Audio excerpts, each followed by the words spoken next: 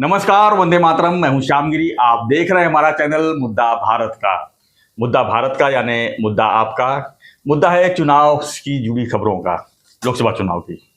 अ, वापस आ गया मैं, मतलब 2 दिन के लिए मैं बाहर गया था। 3 दिन उत्तर प्रदेश गया था, जौनपुर गया था, बनारस गया था, वहाँ का माहौल देख रहा था। उत्तर प्रदेश में 80 सीटें हैं, वहाँ क्या माहौल है पूरा सर्च कर रहा था मैं। वहाँ का देखा मैंने माहौल, और आज वापस आ गया क्योंकि कल चुनाव है। मुंबई के आसपास जो बाकी सीटें हैं वहाँ पर चुनाव है, 5वें चरण का, और महाराष्ट्र का अंतिम चुनाव है। तो हमको वोट भी देना है। हम तो लोगों का आह्वान कर रहे हैं कि आप लोग वोट दो, लेकिन मैं ही नहीं अगर वोट दूंगा तो उसका मैसेज गलत जाएगा। इसलिए मैं कल फ्लाइट पकड़ के आ गया और मेरे को कल वोट देना है करके हाजिर हो गया हूँ।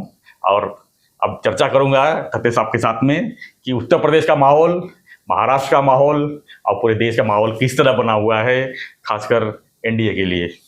तो सर अभी आप उत्तर प्रदेश से जब से आए तब से मुझे भी मैसेज आ रहे हैं। हाँ। कि आप कल के लिए थोड़ा मुंह जरा कम चलाओ, हमको यूपी का सुनना है। जी, क्योंकि यहाँ बैठे बैठे सर आपके उत्तर भारतीय हिंदी भाषिक है जी, उनको फर्स्ट रिपोर्ट चाहिए। तो सर कैसा लगा उत्तर प्रदेश में माहौल आपको? बहुत अच्छा माहौल था सर। हालांकि गर्मी है, लेकिन लोगों में गर्मी ज़्यादा, लोगों में उत्साह ये है कि चुनाव का माहौल है। और चुनाव का माहौल मतलब कि प्रधानमंत्री का चुनाव है, इसके लिए लोगों को ज़्यादा उत्सुकता है कि हम एक बार फिर से जो है मोदी जी को प्रधानमंत्री बनते हुए देखना चाहता हूँ।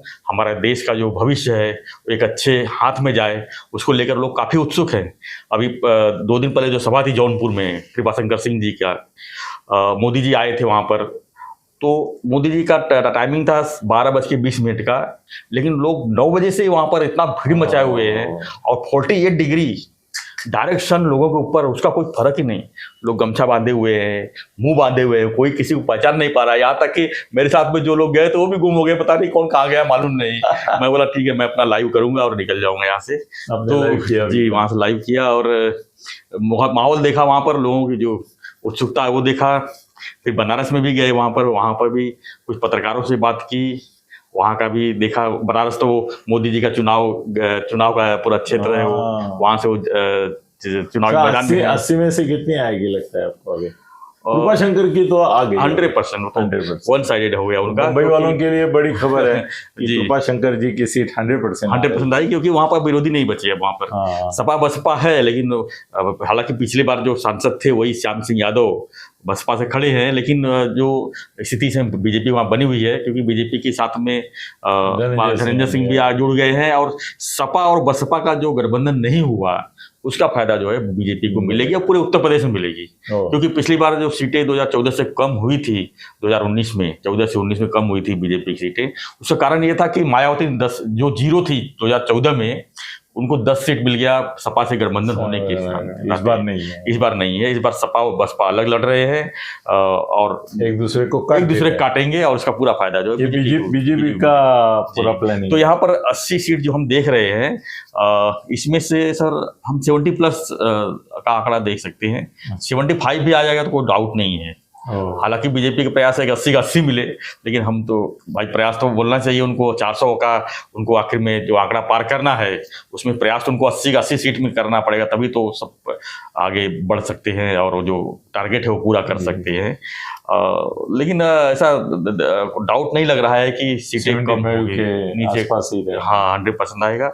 और विकास जो है वहाँ का सर, उत्तर प्रदेश का जो इंफ्रास्ट्रक्चर है, वहाँ पर जो बड़ी कंपनियाँ आ रही हैं, मतलब दूसरे प्रदेशों से भी कंपनियां आ रही है, बाहर से भी आ रही है। और खासकर उनका जो उत्तर प्रदेश का जो पश्चिमी उत्तर प्रदेश है, पूर्वी उत्तर प्रदेश अलग होता है, पश्चिम उत्तर प्रदेश अलग होता है, लेकिन ओवरऑल देखा जाए तो पश्चिम उत्तर प्रदेश जिस तरह से वहाँ पर रोजगार का लोगों को ये मिला है, हब मिला है। जैसे मुझे लगता है उत्तर प्रदेश से महाराष्ट्र में आने वाले लोगों की संख्या 0 हो जाएगी अभी। हाँ, आने वाले दिन में इतना विकास हो रहा है, उल्टे यहाँ के लोग वहां जा रहे हैं। जो लोग यहाँ पर रेंट पे रहते थे, आज 10-12 हजार रुपये कमा के किसी तरह रह लेते थे, गए वहां से। उनको पता है कि हाँ, अगर 10-12 हजार यहाँ कमाना तो 10-12 हजार वहां मिल के अपने घर से काम करूँ ना, पूरा पैसा बचेगा मेरा, परिवार के साथ में रहूंगा। यहाँ पे ऑलरेडी महसूस हो रहा है लोगों को कि कमी हो रही है। और वहाँ पर सर काफी, मतलब कि इंफ्रास्ट्रक्चर जिस तरह से बढ़ रहा है, कंपनियां जिस तरह से खड़ी हो रही है, हाईवे बड़े बड़े जो बन रहे हैं, तो नो डाउट सर कि विकसित राज्य में उत्तर प्रदेश का नाम है आज की तारीख में। जो हिसाब से वहाँ पर हालात बने थे पहले 10 साल पहले जो हालात थे, अब एकदम पूरा चेंज हो गया है सर, पूरी तरह से। आदित्यनाथ के बारे में यूपी के लोग क्या अगला प्रधानमंत्री करके सोचना शुरू कर दिए हैं? बिल्कुल बिल्कुल, चर्चा तो जोरों में है।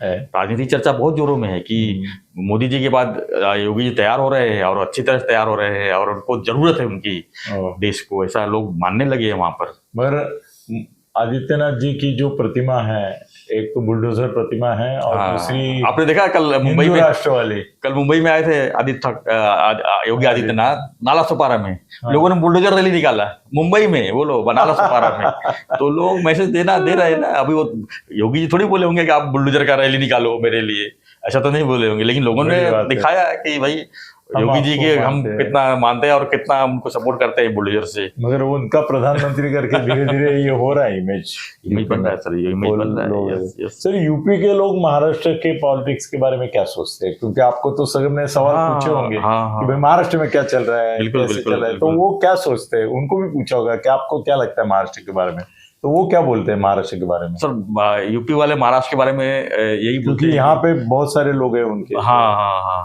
उन्हें यूपी वालों को जो है वहाँ का राजनीति, सर यहाँ का राजनीति बहुत डिफरेंस है, उनको भी पता है। उनको भी पता है कि यहाँ का जो वहाँ पर जातिवाद बहुत होती है, यहाँ पर ऐसा नहीं है, यहाँ सब मिक्स क्राउड है, यहाँ पर बाहर से भी लोग रहते हैं। तो अब खाली मुंबई तक ही नहीं सीमित है, यहाँ के राजनीति में हर क्षेत्र के लोग जुड़े हुए हैं, चाहे पुणे हो, नागपुर हो, मतलब हर जगह लोग तो है ही ना, कोल्हापुर हो, सोलापुर हो, सब जगह मतलब अदर कास्ट और अदर प्रदेश से लोग तो है ही ना। मिक्सअप उत्तर प्रदेश में पूरा जातिवादी जातिवाद राजकारण है।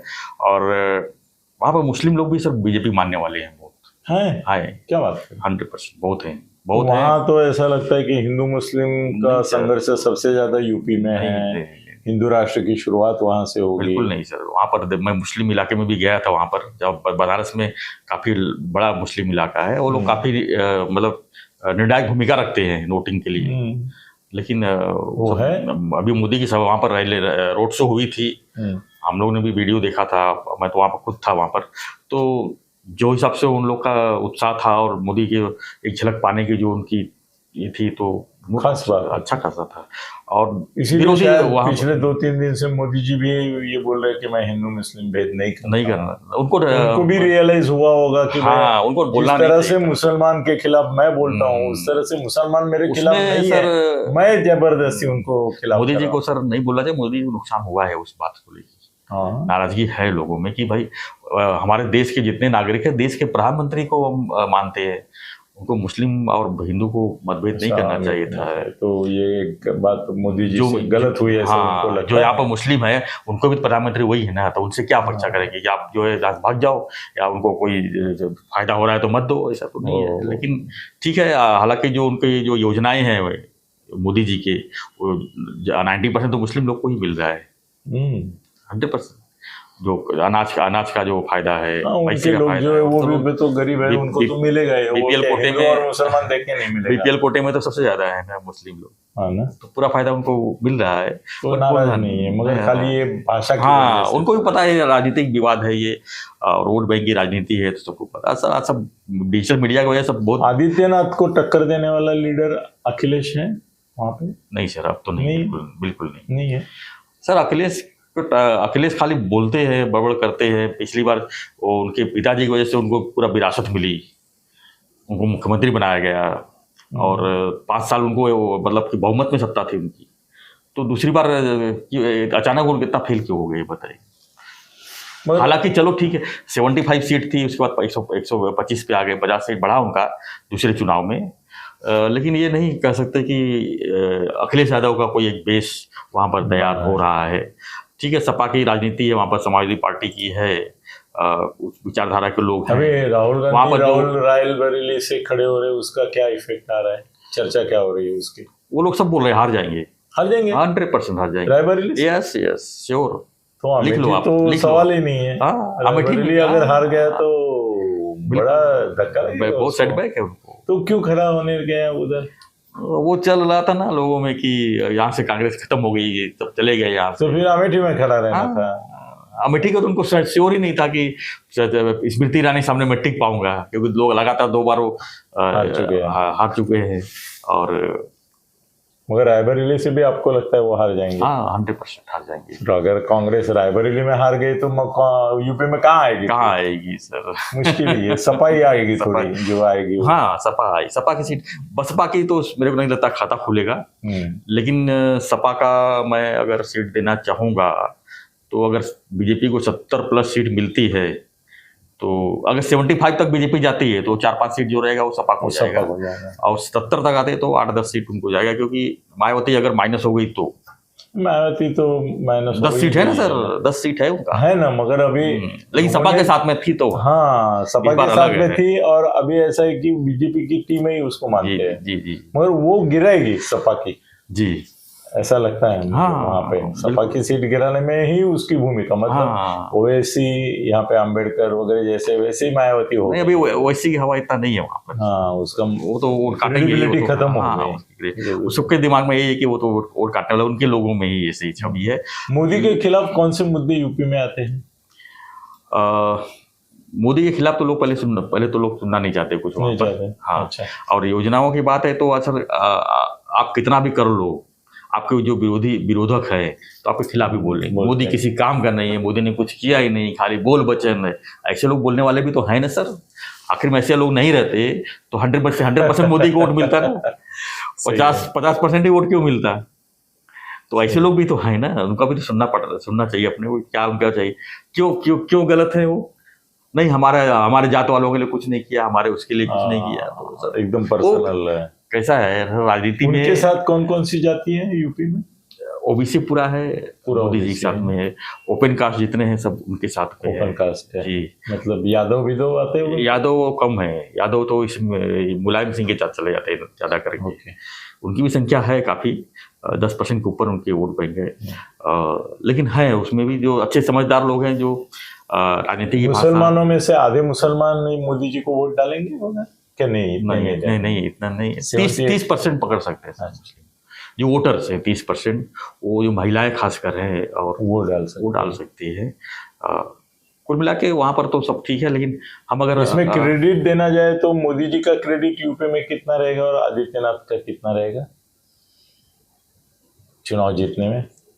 समझो 70 सीटें मिल गई तो 70 में ऐसा परसेंटेज वाइज देखा जाए तो मोदी 50-50 दोनों का बराबर का योगदान है, क्योंकि राज्य को स्ट्रांगली वो संभाल रहे हैं, क्योंकि वहां पर सर इतना बड़ा क्षेत्र है उत्तर प्रदेश की, 2 महाराष्ट्र वहां पर। आप जो बोल रहे हैं वो महाराष्ट्र में नहीं है, नहीं कि 50-50 हम नहीं यहाँ बोल सकते। यहाँ मोदी ज्यादा करेंगे, जो भी आएंगे वो मोदी की वजह से। बिल्कुल।